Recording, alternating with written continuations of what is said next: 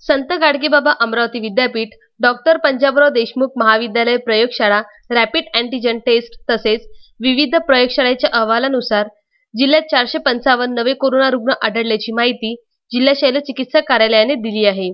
त्यानुसार अद्यापर्यंत एकूण रुग्णांची संख्या 52,378 झाली आहे। जिल्ह्यात गत 24 तासात कोरोनाचे 6 रुग्ण दगावले आहेत। डोंगरगाव खल्लार येथील 46 वर्षीय महिला यांचं जिल्हा कोविड रुग्णालय, राजीलनगर येथील 57 वर्षीय महिला यांचं जिल्हा कोविड रुग्णालय, गोपालनगर येथील 70 वर्षीय महिला यांचं जिल्हा कोविड रुग्णालय, जावरा कासेपूर येथील 62 वर्षीय महिला यांचं जिल्हा कोविड रुग्णालय, भीमवाडा अमरावती येथील 42 वर्षीय पुरुष यांचं जिल्हा कोविड रुग्णालय, उरद वरुड येथील 40 वर्षीय महिला यांचं जिल्हा कोविड रुग्णालयात उपचारादरम्यान मृत्यू झाला।